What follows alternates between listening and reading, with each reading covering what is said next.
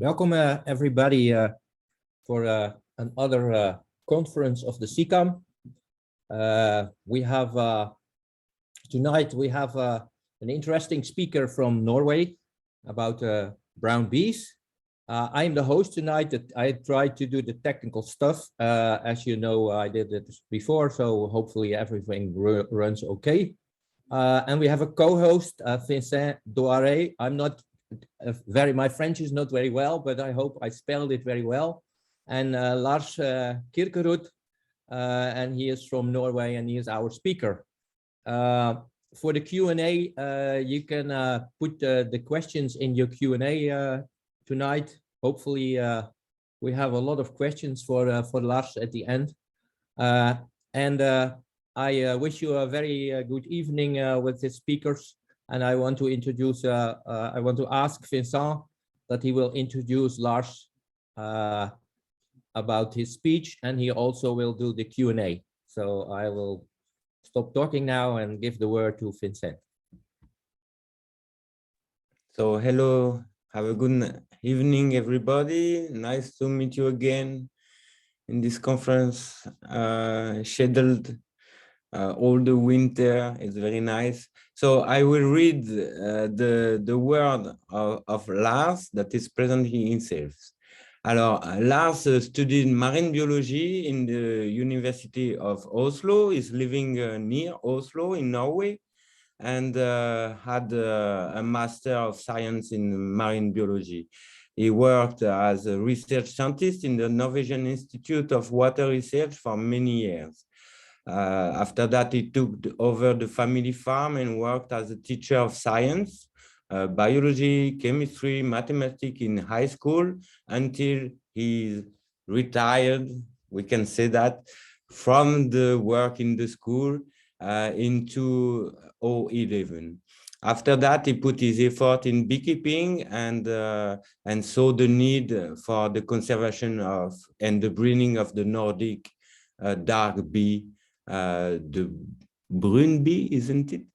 And so he joined the meeting and the Norwegian Brown Bee Association, which was founded in 2013 and has been the secretary, and after that, the project manager of this association.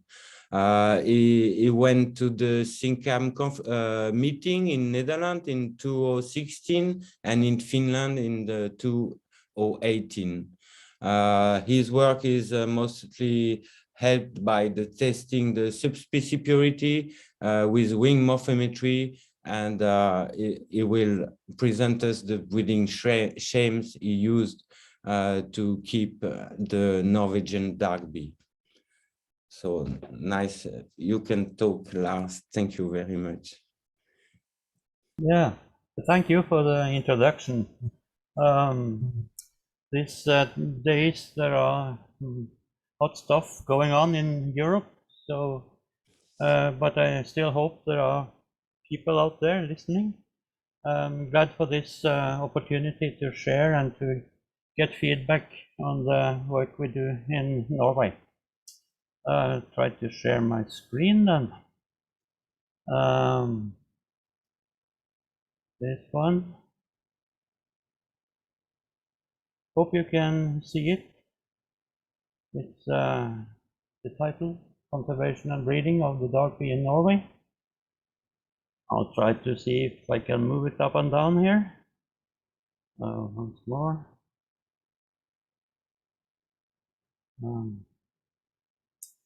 Well,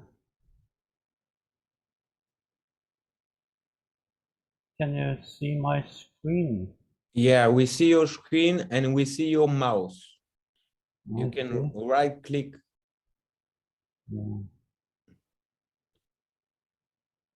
Yeah, exactly. Yes, there we are. Then the brown bees or the mellifera bees have been in Norway since hundreds of years. This picture is from the start of 19th century and shows a course for beginners. There was a real boom in beekeeping at that time, and of course then there were only brown bees in Norway. Today's beginner course in Hallingdal, you see a beginner with bare hands, and that's not always you can see. The bees are now in modern hives, and personally I'm trying to get the bees back into wooden hives again. We shall see how that works, but that's another story. The bees themselves may also live in trees in Norway sometimes. This is restored last winter, and here the bees have been in an eave from a roof nearby for about 5 years, until the roof should be restored, and I got the opportunity to get out the bees. These feral bees we will look at later in the presentation. The bees in Norway are from north to south. These are the northern ones, the northern brown bees, old apiary here in Harstad, and a new one, or a couple of new ones in Storsteinnes. In the south there are bees all over the country, except for the mountains. But the brown bees have two different types of areas here. The ones in heavy sharp green are legal reservation areas. The one south in near Flekkefjord is was erected or established before the century, and is reserved for the local population of brown bees. There are no, you cannot import brown bees from other places of Norway to this area, but of course you can export from this area. So it's a genetic resource of brown bees. The other two areas are reservation areas intended for breeding also. So they can take bees from other places in Norway and export queens, we hope, at least. The red triangles are mating stations. The one, let me see, the one in the middle of Norway, Rødberg, is the mating station of the Norwegian Beekeepers Association, while the others are more or less private. The brown crosses are apiaries where the bees have been sampled and checked morphometrically, and many of them also with DNA, as we shall see later. How many colonies of mellifera bees in Norway? There are 4,000 about colonies, about 1,000 of them in legal reservation area, about 400 beekeepers. Total for Norway is about 50,000 colonies, with Carnica dominating and Bakfrost some, and about 4,000 beekeepers. So the mellifera bees are about 10% of the total. They need somebody who can save them, our bees. So who does that? In Norway, we have the Norwegian Beekeepers Association that have been breeding mellifera bees since 1960s, and they still give professional support. and still breed such bees every second year. Then we have the Norwegian Institute of Bioeconomics, or the Norwegian Gene Resource Center, that gives advice on domestic animal breeding. Norsk Brunbilag, or the Norwegian Brown Bee Association, the one that I represent, was established in 2013 and are devoted to conservation and breeding of the mellifera bees. Then we have Landbruksdirektoratet, our agricultural authority, that gives funding. Of course, independent beekeepers. Internationally, the near one is the Norwegian Brown Bee Network, with Finland, Sweden, Denmark, Norway, and this year also Iceland. They are planned to get brown bees imported to Iceland. And we have other national organizations like in Ireland, England, Russia, Holland, France, and even more. Germany, I think. So, of course, SICAM.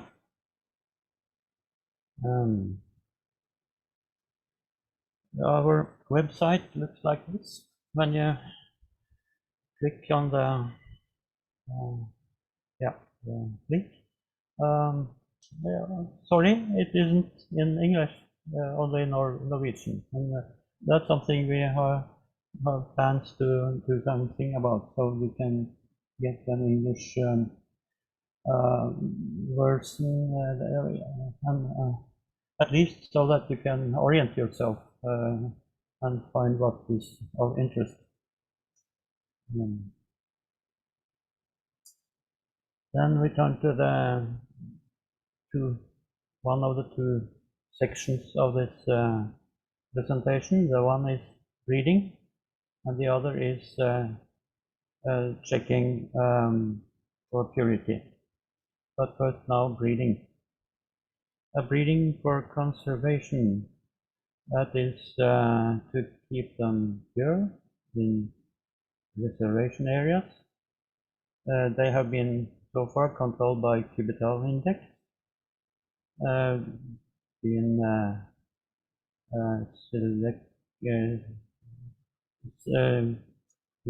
carefully selected, or not too much. Mostly, of course, there is natural selection going on, and people have removed the most warlike bees. This is the policy they have used in the southern repository for the bees and Kirekrud repository. And they want to keep them select for typical properties. Breeding for performance, that has to be done to get more beekeepers use the brown bees all over the country. People who want to keep the bees for mostly for honey production, and instead of typical properties, we want some special properties for the beekeepers. Behavior of these bees, a good dark bee should be pretty much like an ancient slave, or I could say pretty much like modern parents. At work early in the morning, endure long days, wind and rain, high productivity, good temper, keeps healthy without medicine, little tendency to leave or flee or swarm in this case, keeps her house clean and in order, makes food for her family and has low demands for extra resources, good knowledge of local seasons and prepare for their demands, such as long winters here in Norway, no tendency to steal from others. Offspring has the same properties as parents. Yeah, that's not always wanted for parents, but for bees, Yeah, that should be it. And that has to do with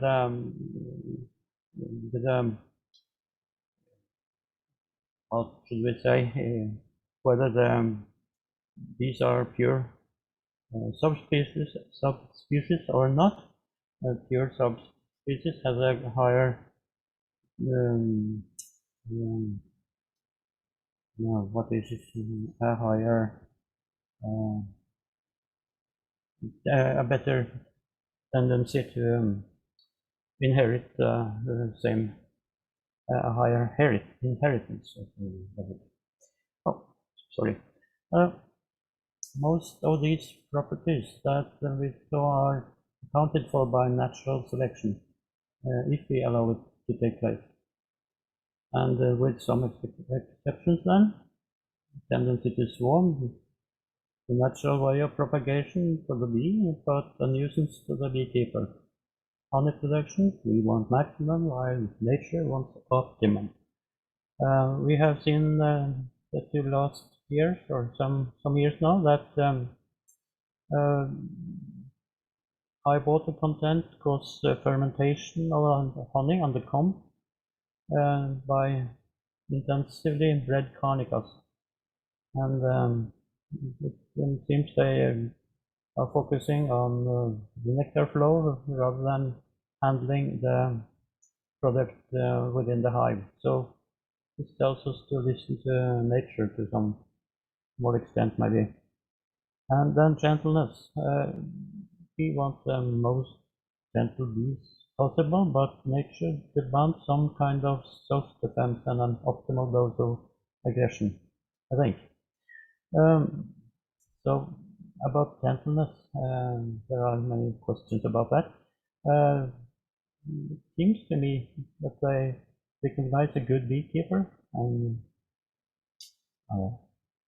or do they recognize humans as friendly, or in the beginning, or are they basically friendly and need to learn who's enemy, learning from experience, or do they store the experiences epigenetically or genetically? To what extent these types of memory are at work? That's a question. And does only the genes as such lend themselves to reading? What does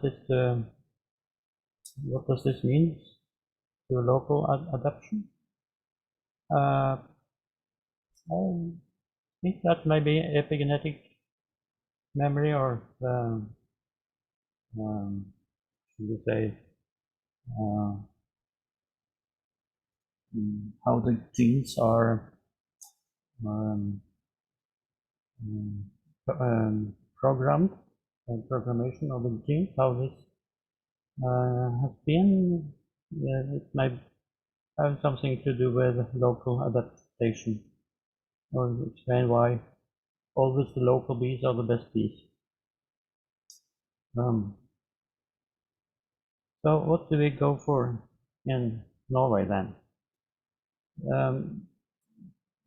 There's one organization that has a central breeding program, is the Norwegian Beekeepers Association, and I show the scheme very briefly here. Year 0, then the population of breeding population has been selected. At the population mating, the mating station is equipped with drone donors that are the same queens that have produced daughters to be mated there. So they are in a number of 20 to 30 mothers. In practice, this is hard to obtain sometimes. Mated queens are about 300 distributed to about 20 beekeepers, 15 each. This happens all in year 0. Next year, these beekeepers are testing their bees. Testing is an activity that takes some time. So, and the testing beekeepers are supposed to be experienced beekeepers, and they often are also very busy people. So in practice, the records of properties of the bees are not always 100%, but anyway, we test the bees for honey production, gentleness, calmness, and swarming tendency, varroa resistance, and illnesses. The two last have not been selected for so far, but no, well, it has a low rate or a low influence on the breeding, on the total breeding.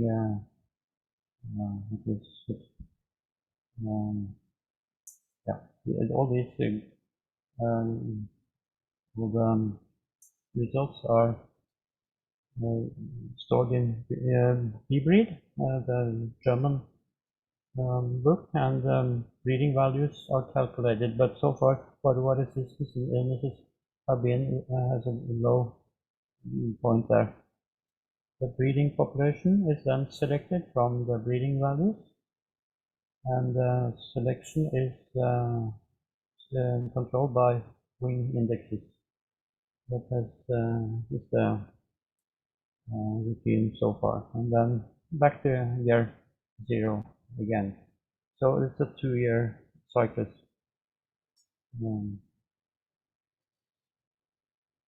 The results of the breeding is recorded here. It started in 2005 with recording the breeding values in eBreed, and as we can see, I don't know if you are familiar with the scale 1 to 4 here, of course, but 1 is are extremely, if we talk about temper, extremely warlike bees. They attack you when you approach the hive. While 4 is bees that you can handle without any kind of protection. About 3, they are quite nice to handle most of the year. Don't sting if they are not unusual. If they are inspected in a usual way. You see that swarming tendency, upper one here, is has not improved so much. The improvement stopped and went down again the last breeding period, but can have something to do with the breeding population in 2020. We got some bees from other places in Norway, and also from Ireland that had not been tested in advance in this. So this may have something to do with this result, but the reason we included them was that we were afraid of inbreeding in this quite small population.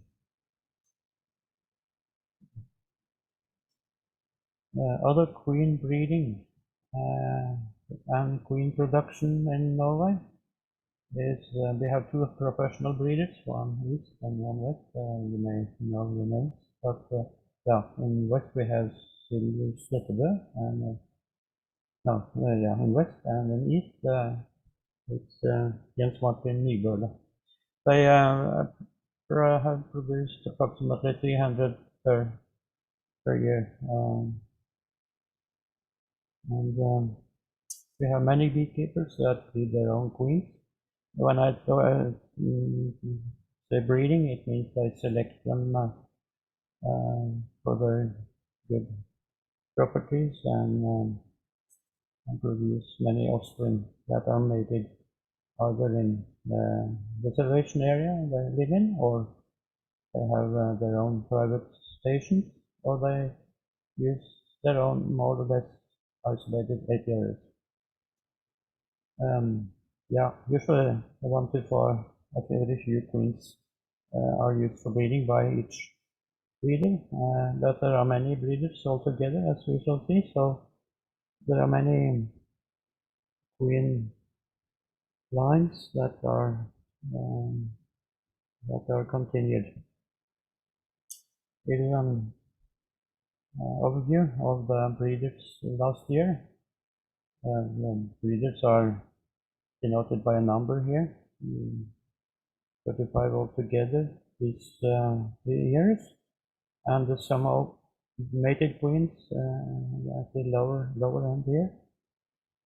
So last year was more than 1,600 queens mated.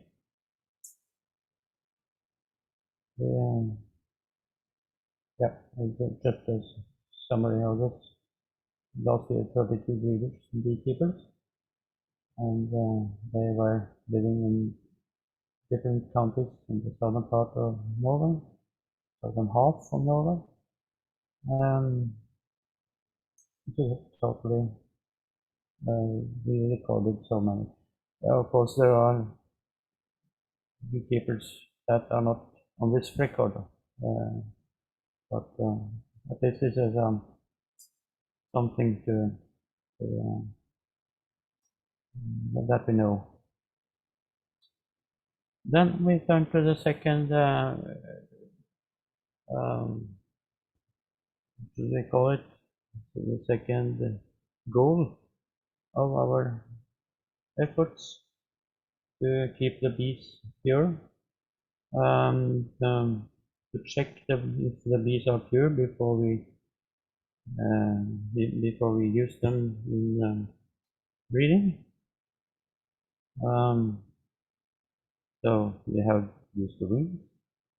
If you are familiar with bee wings, you may recognize the upper one as a brown bee wing and the lower one as a conica, or should be also a buckled wing. This denotes the 2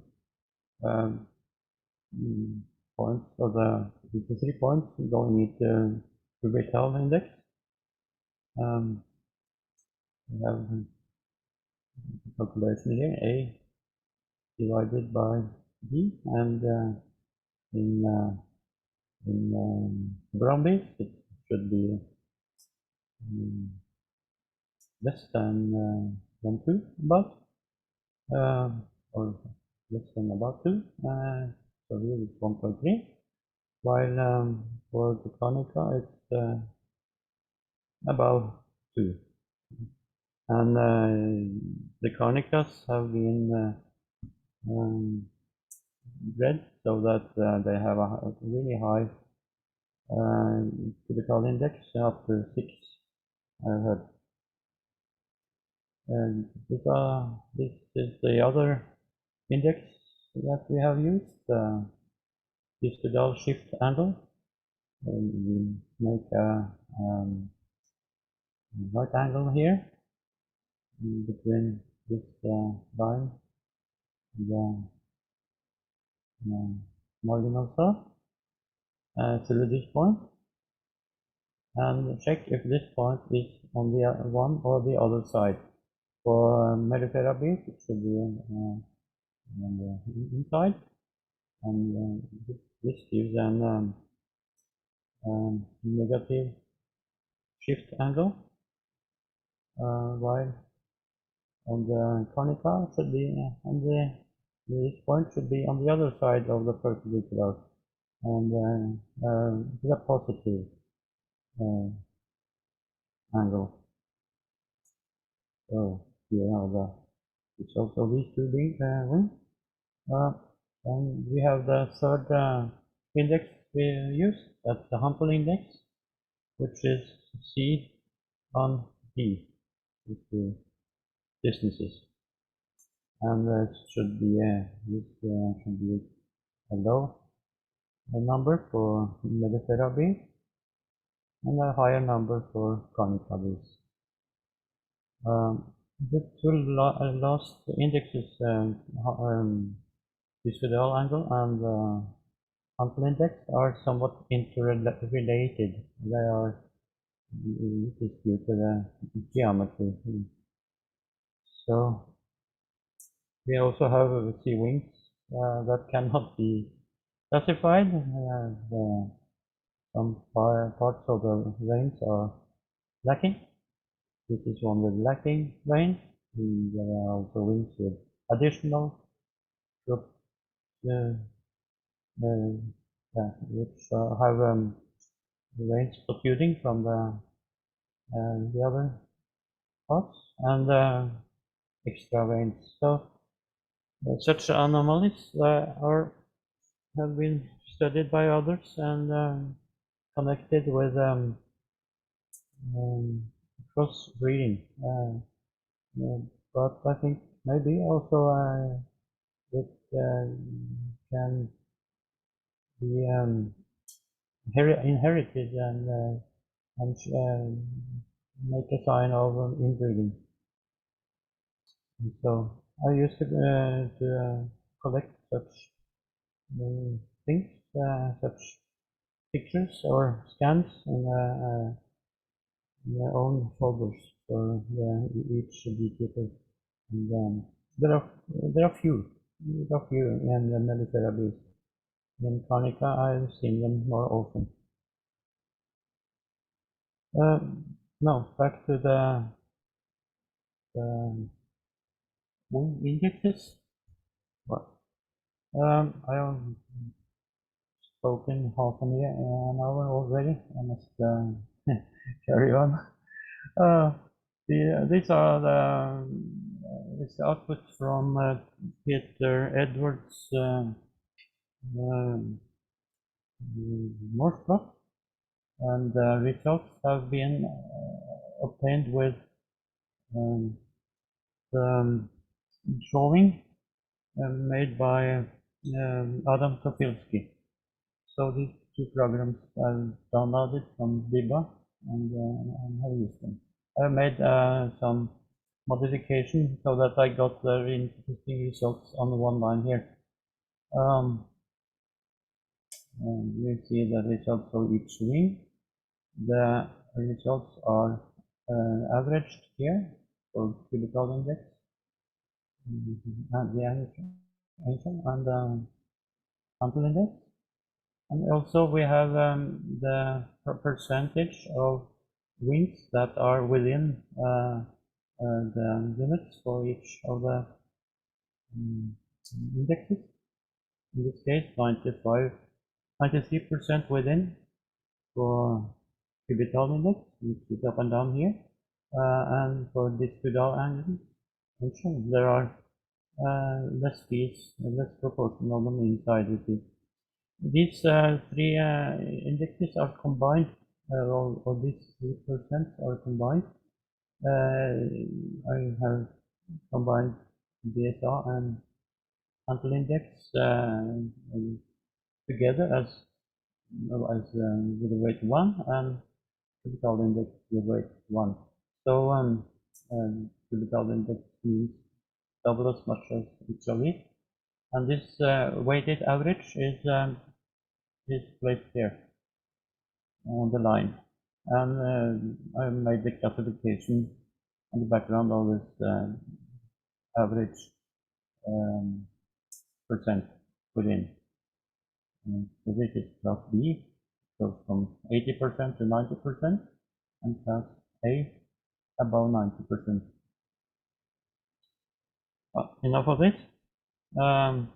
This is another diagram with experimental crossbreed between Mellifera queen and Rockfrost Jones. And we see that most of the queens are outside the limits. So it's quite obvious this is not a pure brown bee. This has been done for some years now, from my queens born about 2012 and up to 2019, which is the last year's observation. About from 50 to 70 colonies are sampled up to 2018, and this year we sampled about 150. We see that the number is pretty stable, but it's below 80, so it's not the worst. Then we have understood that morphometrics only account for a few genes in the genome, and we wanted to try, we have been looking for DNA analysis and the possibility to do that, and we found this interesting from 2015. Contacted Alice Pinto in Portugal and got funding for samples about 40 colonies, and drones, 4 to 8 drones were analyzed individually with 62 markers in the Portuguese lab. We got the reference group from C-line and M-line trees and estimated Q values for Mellifera DNA.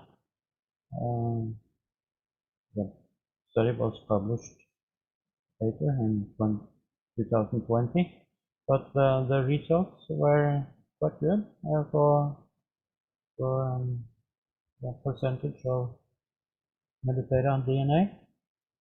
These yellow ones are intentional crossbreeds. We wanted to see how this worked out with in comparison with morphometrics on the same wings. This is the other half of the results, and it goes from the lowest was 84, but most from 91 and up to 100. So we were pretty encouraged to go on with our brown bees in Norway. Yeah, this is another way of summing up. Most of the links were from 90 to 100% M-line DNA. Yeah, we used M-line instead of Mellifera because we don't have any other M-line bees in Norway. Last year, in 2021, we were encouraged by Kirekrud to sample more from Norway. Then it resulted in 107 samples from different populations of brown bees in Norway. They were sent to Kirekrud, who prepared and sent the analysis or sent the preparations to Eurofins. They use 4,000 about 4,000 snips for this analysis, and the method is described by the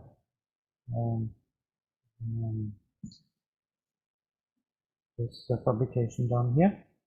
It came in 2021. The data analysis in European is an algorithm based on supervised machine learning to separate between 14 then different reference populations of European subspecies. Yeah. The results are as box plots here. The blue ones are the Flekkefjord Reserve area. The red and orange are Norwegian Beekeepers Association's breeding population, and the gray ones are the other bees from the southern half of Norway. Curiously, the latter ones are the became most up near 200. Yes, there are no such box plots. The solid parts are cover about 50% of the observations. It goes from lower 14 to upper 14, and then minimum and maximum values are indicated. And then we have some outliers here. That was the DNA. Along with this sampling of the 107 samples, we do morphometrics too. And morphometrics is more than wings. You know, the color of hair, the color of the abdominal body segments, the width of the felt stripes, and the hair length of the fifth abdominal segment.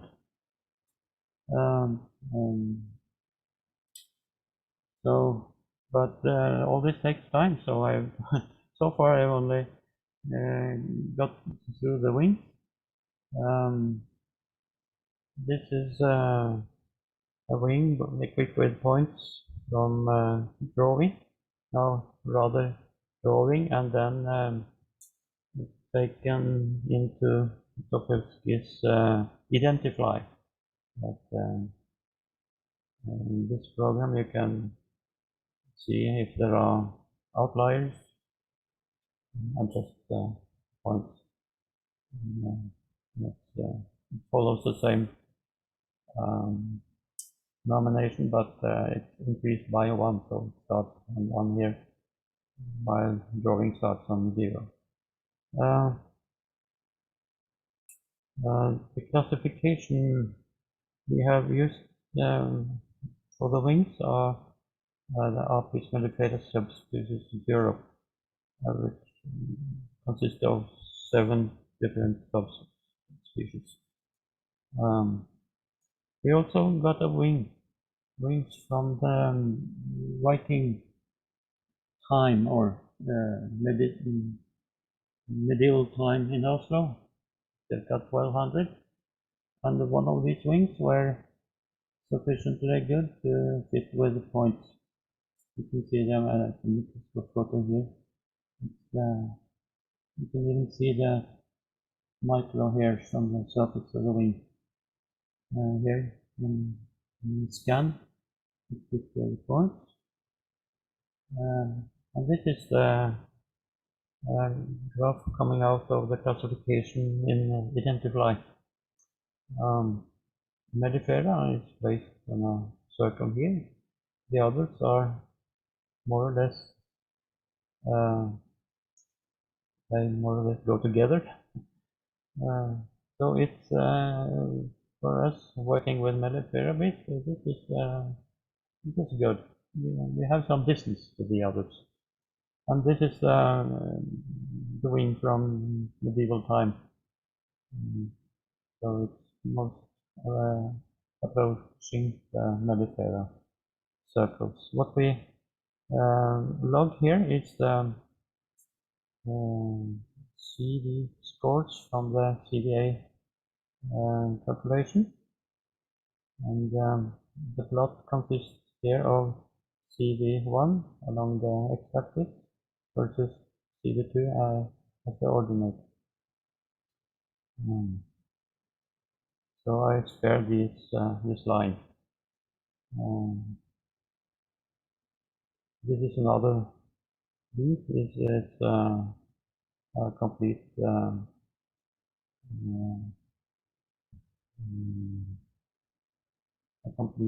set of 30 leaves from one colony, and it's right within the circle. So should be a mellifera bee.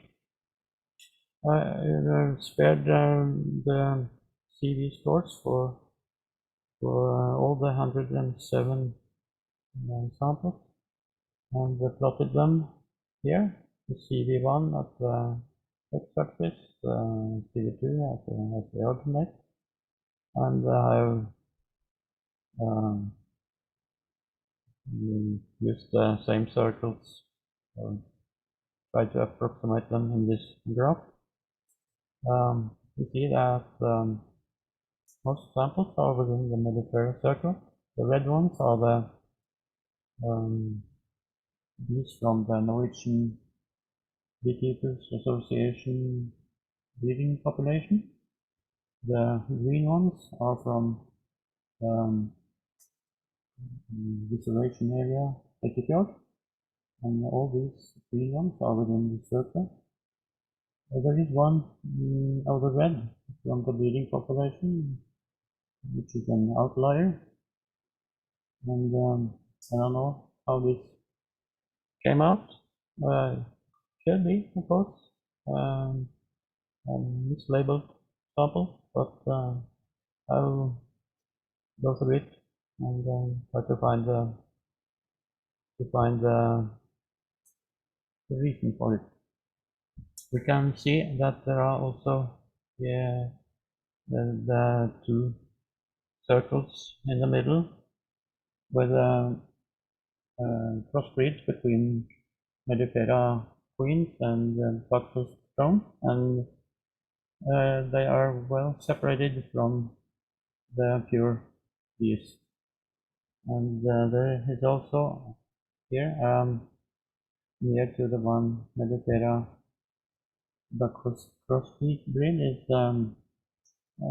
results from one of the feral bees. So to me it seems that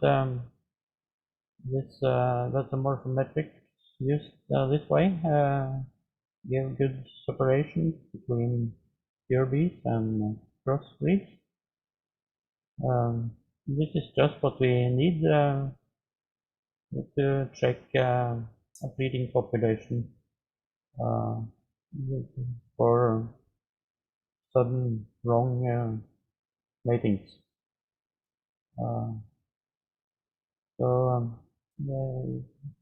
I think we can go on with this type of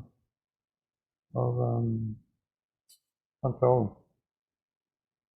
But of course, if we are going to examine an old population that has been has had crossbreeds for many years, then this is more complicated, and then maybe the only way is to use DNA studies.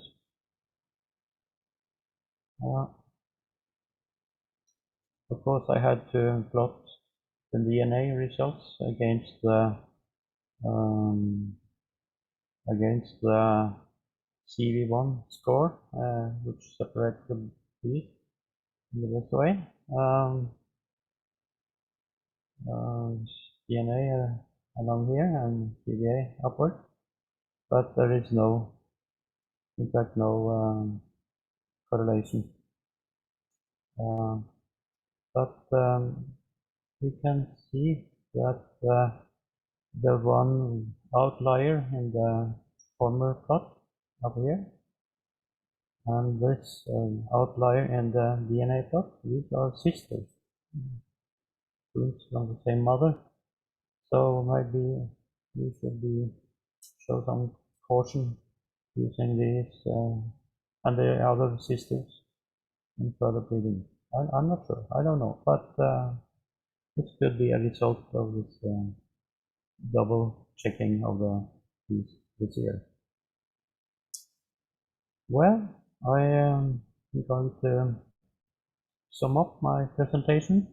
The status for the brown pigs in Norway officially is that they are conservable, valuable, vulnerable genetic resource.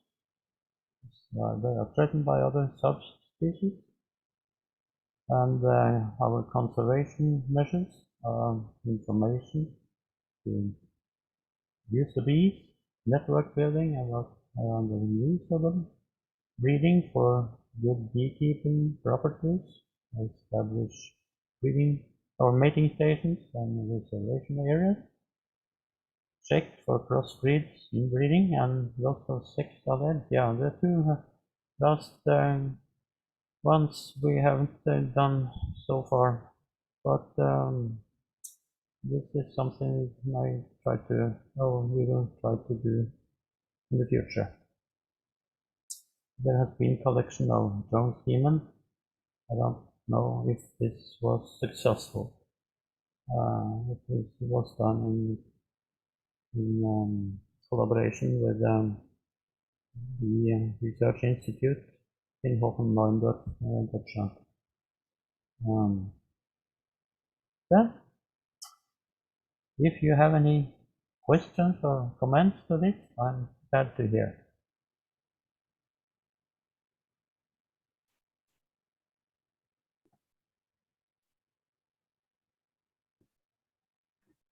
Yeah, thank you very much. I think Vincent will come back, hopefully. See if he is on screen now. I changed the view of a side-by-side gallery. Yeah. Welcome, Vincent. We are back again. So, are there already questions, Vincent? No, there is not any question for the moment. So maybe there is start one with a questionnaire. There Okay. is one from Barbara Keating. How are breeding areas protected from other bee species? How can you protect in Norway the breeding areas? Well, that's a question. It's you can see from the maps that there are beekeeping around the southern one, the reservation area, Kirekrud, and of course there is a danger for crossbreeding along the borders of the area. So these are sampled regularly to check for crossbreeds. But the other two areas, the one in the west is an island area isolated by seawater, some kilometers, and the one up in the mountains is isolated by high-level mountains around, and more than 20 kilometers. Yes, here we are. More than 20 kilometers to the nearest apiary. And so your legal reservation area, they are protecting by law? Yes, they are protected by law, yes. So there is no, you haven't legal opportunity to keep other bees in this area. I must correct myself, the distance to other bees here is about 10 kilometers. So there may be, of course, some danger of or inbreeding. No, crossbreeding. And the law is local law or is national law that protect these areas? National law. Yes. Thank you. So I can stop the screen. We have another question from Hank Koch.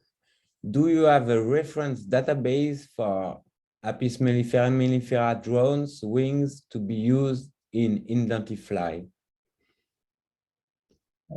Yes, that could be. We have not many, but there are some that could be used there. Right? I have a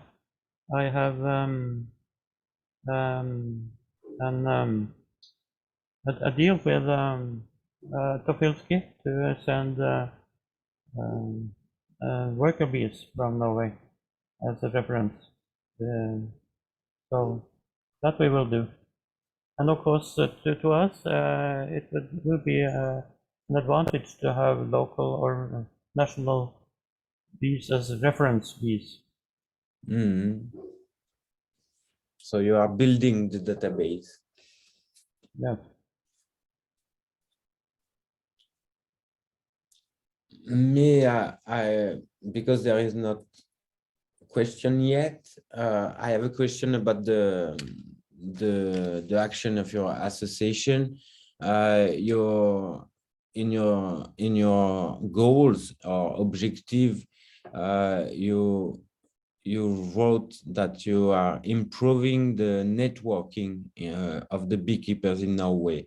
So you showed us a table with the breeders, but do you work with the beekeepers?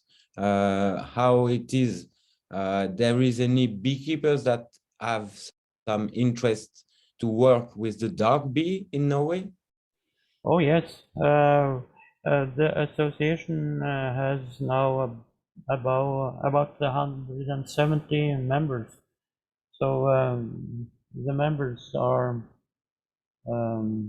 they have they get some information from what happens with the projects and what happens with breeding, the breeding results, the results of morphometric studies, and so on. And we have a Facebook site for the brown bees, and there are some activity there. Not some very high activity, but as I showed you, there were about 400 altogether, I think. It's an estimate, but about 400 beekeepers that use the brown bees in Norway. They are, most of them are in the southern part, southern and eastern part of the country. So Southern and western part, I mean. Yeah. You show us that the percentage of brown bee in Norway, sorry. So it's like 10% of the total amount of hives. Do you think that this increased number of beekeepers that are member of your association could change this percentage? How do you see the dynamics of the beekeeping in Norway? Well, I think there is an increase, at least an increased demand for brown bee queens. So the bottleneck is to produce queens at the moment. There is a great interest in the bees, but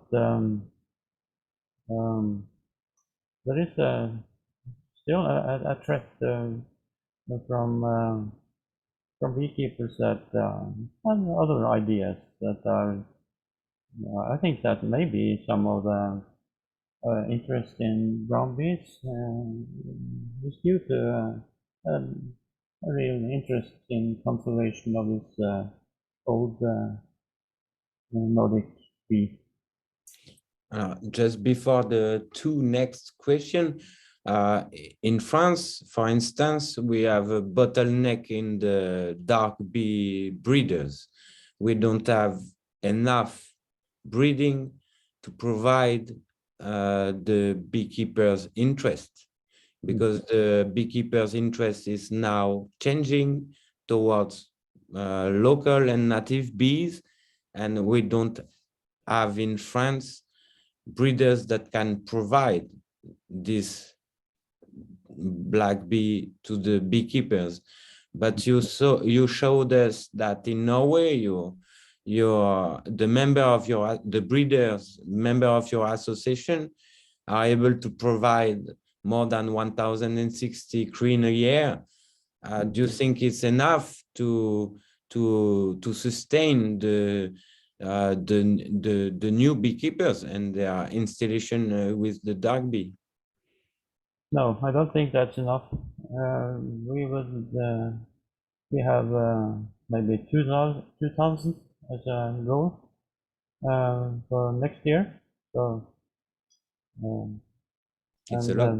yeah, it's a lot, but it takes there is losses too, you know. So I think that's realistic. But your association, one goal of your association is to be able to provide local bee for local beekeepers. Yes, yes, of course, that's right. And we try to encourage breeders. One of the things we do is to provide the testing of purity free.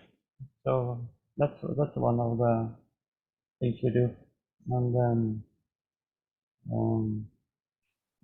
we have made a stud book that we try to get an overview of the queens, the queen lines, so that we don't make too many inbreeding occasions. So we have three more questions, but I would like to continue. Do you have in your association any strategy to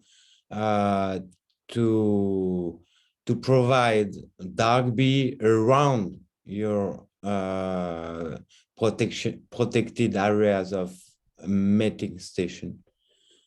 Have you that kind of strategy? Because you told us that mainly the beekeepers are mainly in the south part of Norway, and but we see on the map that you have a legal reservation area near Flekfjord in the south, but also in the mid I don't know the Rodberg. So do you have in your association any strategy to provide dark bee around the protected areas? Well, our association doesn't have central type of breeding program. This is the Norwegian Beekeepers Association that runs the central, and yeah, they have also a strategy, or at least they can offer brown bees to beekeepers all around the country, or in every county that are interested in breeding material. They have to breed or make their own queens, but they get some breeding material in each of these places. The material is in the form of, say, five queens that are requeened, and used to requeen colonies, and then you take the eggs and larvae from these colonies and distribute. So that's the policy of the Norwegian Beekeepers Association. We try to encourage as much breeding as possible around the country. In the other areas that are not legal protected areas, we have many places where the beekeeper has a dominating or an isolated population of bees, sometimes from 100 to 300-400 colonies. This is such beekeepers are there in some places, both south and east part of the country. So. I have a question from Clive Baker that is related to this conversation. What kind of beekeepers in Norway prefer Apis mellifera mellifera bees? In the UK, it's mostly hobby beekeepers or small-scale honey producers, while the larger commercial operations tend to use imported or buckfast bees. Is this the same in Norway? Yeah, it may be a tendency. The commercial beekeepers, to a large extent, use Konica bees in Norway. Some use the buckfast bees, but there are also quite a few beekeepers that or commercial beekeepers that use the mellifera bees, especially in the areas where we have late nectar flow in August from well, yeah, rustling in Norway. From what is it? Yeah. So there are both, but willow. Yes. No, not willow, not a tree, but small. Oh. I think you mean heather honey. Heather honey, right? Heather honey. Heather honey. Yes, that's especially for the AMA. They fly right. very late. Okay. So that's very nice to have this for heather honey. Yeah. So I have another question here, but I don't know which one to choose. Yeah, maybe this one. What about varroa resistance of brown bee in Norway? Yeah, that's very interesting. Myself, I have used the strategy of Dorian Pitchard we heard last Wednesday, and I have not treated my bees. This is a hard way of getting resistance, but I have not had many losses. And the brown bees I have got through this program, they seem to be quite resistant. I have sold those bees to the reservation area in Hallingdal, in the mountain area, and they proved to keep themselves in shape. Some of them. There are not all. We have tested them this last year, and some had to be treated with acid, but some are doing well without. So resistance happens, and maybe it can be selected for and breeded. Alors, there is just a parenthesis, I don't know. Hancock, who has the question about the database of brown bee drones, to be used in Identify, want to send you his email, but maybe we can share it with you later. Thank you. I don't know how. Yes, I will do like that. I copy the email and I will share. So you talk about the Dorian preacher, the method of exaggerated natural selection on the bees. Is that Right. since how many years you did that to your own bees? Well, I cannot compare my beekeeping with his because I live in an area with much buckfast bees. So, so I have only kept pure brown bees for a few years before I have exported them to Hallingdal. But so we have different situations. I don't have my own area for the brown bees here. But So, you trust the Dorian preacher method and you apply it, and you see some results. yeah, I have done so, but I have also changed mine a little because the people I sell brown bees to, they are mostly beginners. They have only a few hives, and if they lose their one or two hives, that's a catastrophe. And so we have agreed that they should Treat. use the treatment that is appropriate. Okay. Okay, nice. Thank you for the answer. It's very honest from you. So I have so you answered from Clive. Alors, one from John Durkes. I have read that the Norwegian brown bee has longer hairs over the fifth tergit than, say, brown or dark bee from further south. Do you think this is true? Do you understand the question? Yes, I heard. I don't know. The length is from 0.4 to 0.5 millimeters. The piece we have. So I don't. I haven't studied these from the south.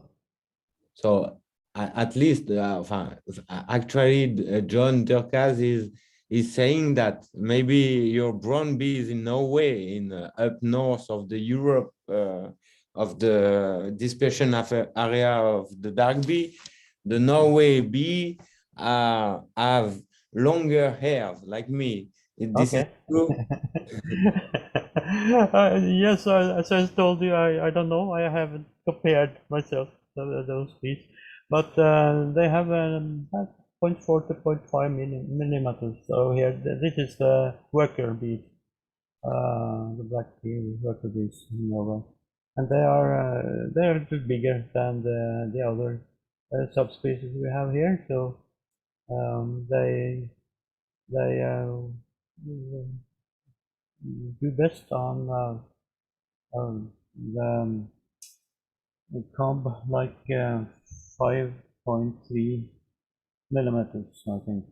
5.3 millimeters. This is very interesting. Yeah. But you told me before the presentation that in Norway the winter is like from November to March.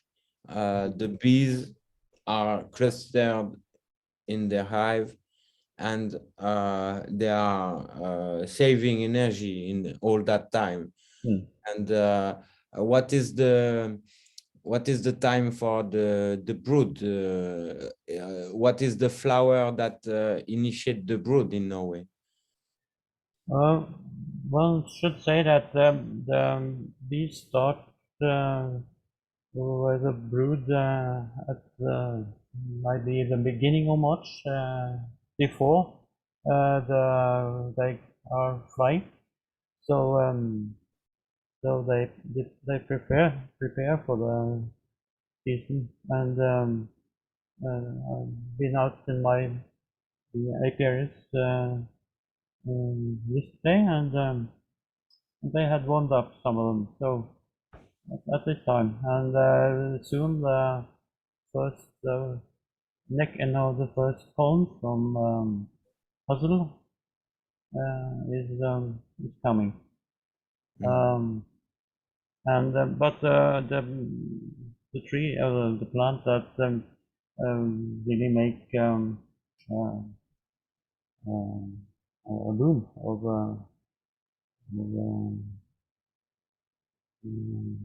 yeah. Larva is selje in Norway. It's a willow, kind of willow tree. No, it's should have had a picture of it. I don't have the English word for it. But you are saying that the first flowers that they are in the beginning of March in Norway. No, at the first half of March, I think the first that gives pollen, but nectar comes with later in March. Okay. Late part of March. So here in France, it's already beginning in in February. I have the question that will be linked to another that I have from John Durkas. Dorian Pritchard explained us last time that he's using the Scottish method of wintering. So this method is made to provide the colony to have like a dry space around the cluster in order for them not to have any fungi or nosema. Do you have any sign of it's used for your bees to have nosema after this long winter or not? Yeah, it happens, but it's not dominating. But it happens to maybe a couple of my hives. I have around 30 to 40 hives in winter. So it's a low percent. And that may be due to the queen being old and such things. Okay, so for you, a local adapted bee in Norway don't have any sign of nosema. It's like a small percentage of the colony that could express nosema. I think so, but once more, it's mostly due to the beekeeping and not to the bees. I wanted to thank you because you made a lot of humor in your presentation. It was very nice to listen to you. So the question of Jurkas, can you explain your reasons for moving back to wooden hives? Well, that's because so much garbage resulting from the plastic hives. Ants attack them, the bees themselves make cavities in them. So they are not very, they don't last more than for 2-3 years. And I have just got beads from another beekeeper who have had bees in wooden boxes for 20 years, and the boxes are still good. So, and the boxes were only about 22 millimeters thick. So they have a good overwintering in these boxes. So I make the boxes a little thicker, about 25 millimeters, and made of spruce and not from fir. But spruce is a light wood, and should be a bit isolated.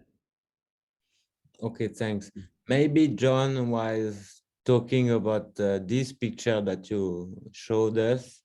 Yeah. So this is a perfect wood hive.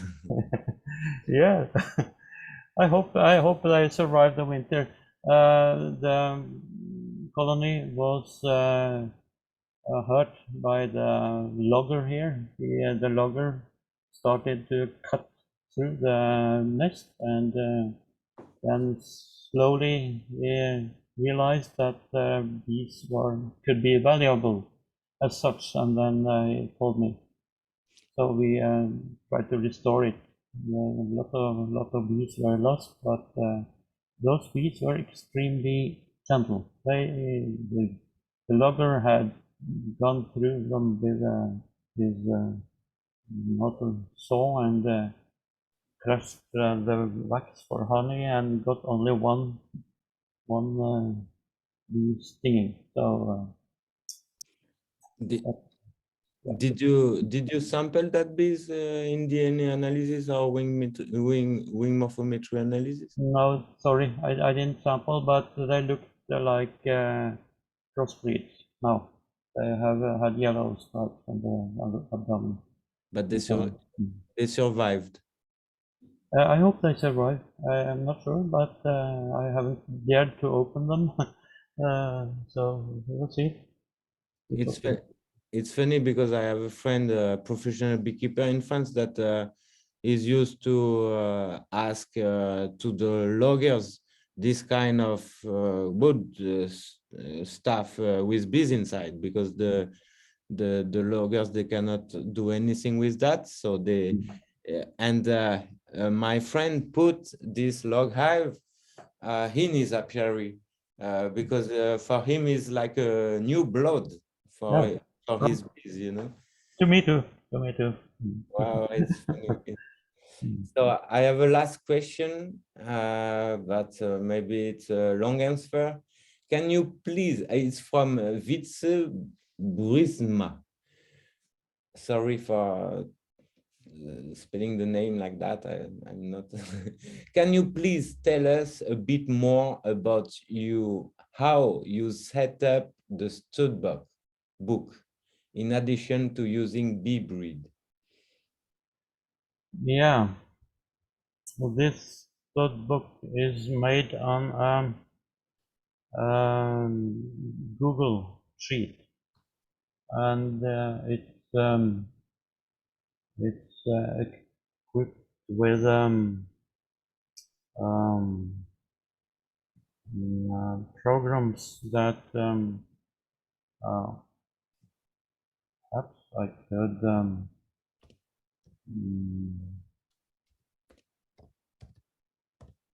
not. I don't know. No, I don't think. No, it's built up in a way that you plan breeding, and in the way that you plan central type of breeding. You have a sheet for breeders names. You have a sheet for places, for mating places. You have a sheet for mating periods, years, for that combines year with place. A sheet for the queens and their mothers and their mating places, called the queen sheet. And connect the queen with their breeder and the year of breeding. Yeah, and then identification number, and then a sheet for the recording the properties of the bees, testing properties of the bees, which has which has the breeding properties that I showed you in the presentation, and can be recorded for 2 years. That's one of the things that our association will try to do, is to test the bees over 2 years, because it's first the second year that the swarming tendency is really shown. So you can't select for swarming for the bees swarming tendency unless you test them for 2 years. But these sheets are then they are combined in one book with what do you call it? The small programs that connect the sheets and the different columns and rows with each other. I tried to do this in Excel first, but Excel wasn't so easy to share. But the Google Sheet can be shared so that more breeders can use it together. So that's why.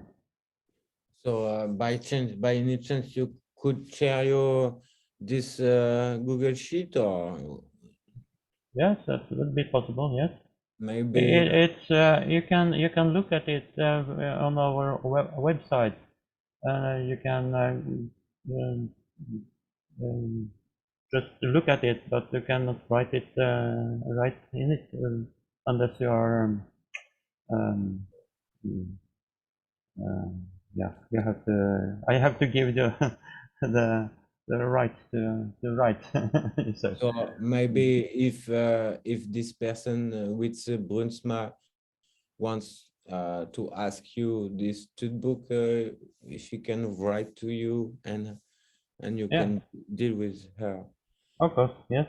Yeah, and okay, this was the last question I got on the. So Yeah. I will send you also the mail address of Hank Koch for the reference database of IMM drone, but we will talk about it later. So thank you very much for your presentation. It was very interesting to see the life of the beekeepers and your association in Norway. I think it's a good example of brown bee protection and also action towards new beekeeper, and also I saw, but you have an advance in comparison from France. You have an advance. You have breeders that are able to breed more than nearly 2,000 bees a year, queen a year, and this is amazing. I think it's well done. Thank you. I'm very proud of them, and thank you for the opportunity to see you and to talk, and for all the response I got. Thank you very much. Herman, you will have the last word.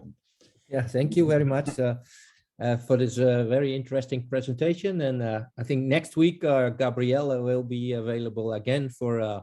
There are some. I think there are still 4 talks till the end of March, with one from Germany. I have it not in my head, but you saw it in the introduction, and also from Russia.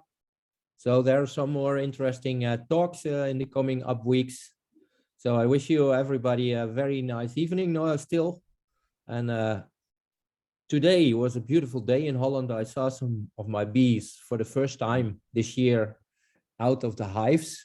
But tomorrow, unfortunately, they predict a storm again and rain, and after this week, maybe we get some freezing cold. So probably it was the only day today to see your bees in Holland. So I wish you a very nice evening and a nice week, and hope to see you next week, Wednesday evening. Goodbye. Goodbye. Bye-bye. Bye.